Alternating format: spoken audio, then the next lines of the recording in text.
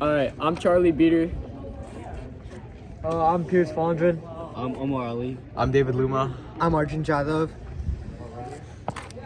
Okay, so the main idea of what I saw in this poem is sort of a boy reminiscing about his childhood, and then he's kind of coming to terms with the responsibility that he has growing up.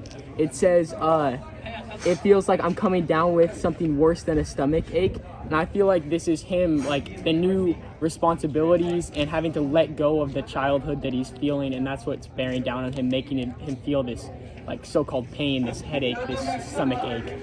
And that's where he's getting that from. I felt that too. I felt like when he says like the words kind of measle in the spirits and like a mumps of the psyche, I felt like it was like this new life coming to him that's gonna like kind of bring him some sort of like pain, sort of, but not really. Like he's coming out of being a child and like sort of like a teenager. To build on Charlie's idea, line 15, like around there, he's talking about being a wizard, being a soldier, being a prince, but it's contrasted at like line 19 when he said it never felt so solemnly when he's watching out the window.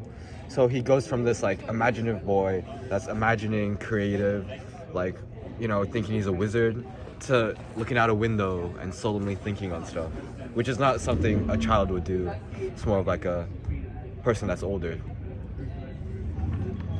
Okay, if no one has anything else to say on that, I kind of want to go back to like to where it said in the beginning, where he was talking about measles and mumps. He says mumps of the psyche and all, right?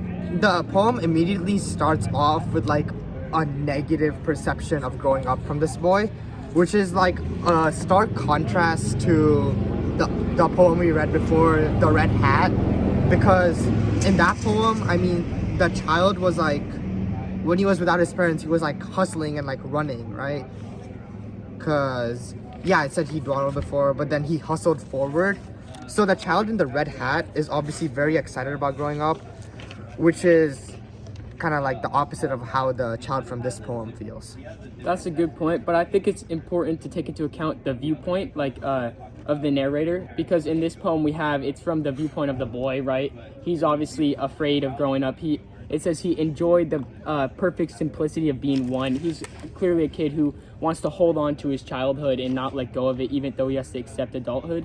But in the Red Hat, we're only seeing the parents' perspective, and we don't know whether the kid truly wants to grow up and be independent like that, or if he just realizes that he has to at some point. He has to let go and walk to school alone. Officially, it says here. That's a good point. I want to go back to Charlie's old point, where it said, "It is time to say goodbye to my imaginary friends and time to turn to the big first number."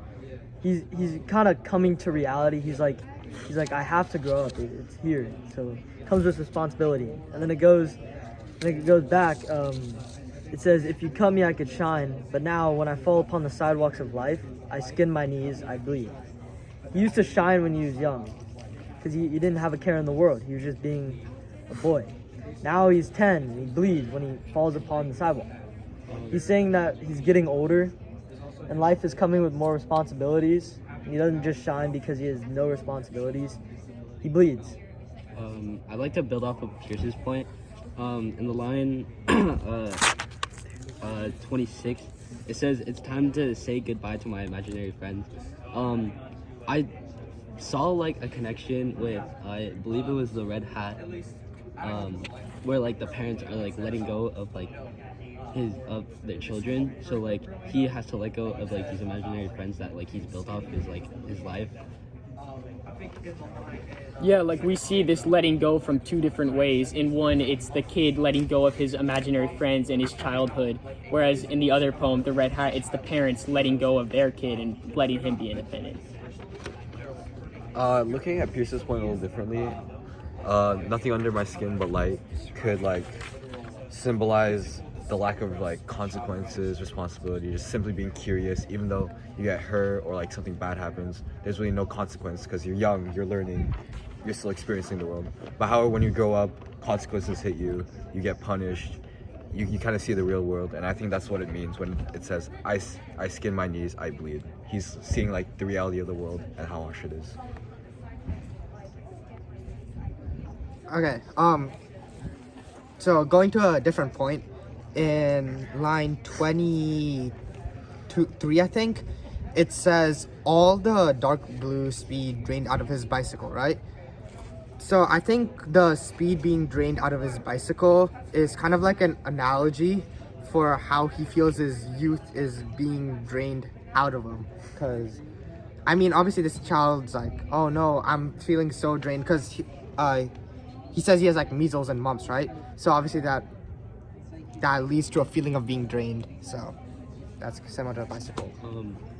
I like to build off of it, kind of. Before that, it says, back then it never felt so solemnly.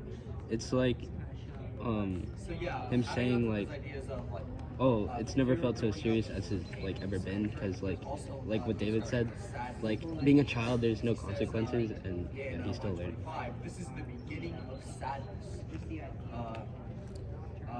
Yeah, I mean, it's showing him that line, especially back then, it never felt so solemnly. It's showing him taking life more serious. And like Pierce said, he used to bleed light, or there was under my skin was but light, but now where is it? I skin my knees, I bleed. It's showing him coming to terms with reality, really, and facing the world as it is, instead of like imagining the world in these silly, childish kind of ways. It's showing him growing up.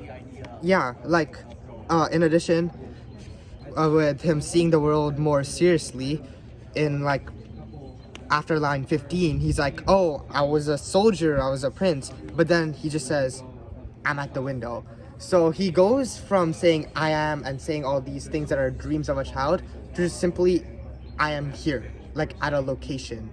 So it saying a physical place as a location instead of a dream shows his more practical and physical viewpoint of the world now that he's grown up.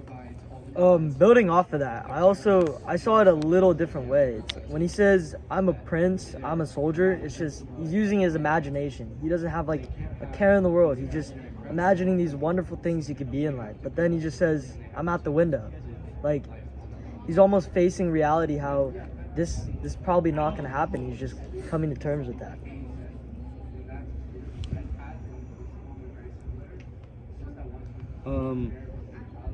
If no one has anything else to say, in line 10, he uses the words, the perfect simplicity of being one and the beautiful complexity of being introduced to two. This really caught my eye because, like, you know, at like 1 you kind of don't remember anything, but like, you know, when you like 2, you know, you get to like gain conscious and like you like start, you know, memories start building up, I suppose. So. To go back a little bit, on line 21 it says my bicycle has never leaned against the garage. I think that's further proof of like him letting go of his activities that like filled his childhood, and now it's just leaning against the side of his garage, where it's probably not going to be used anymore or as much as it used to be, because he's growing up, he's going into the real world, you know.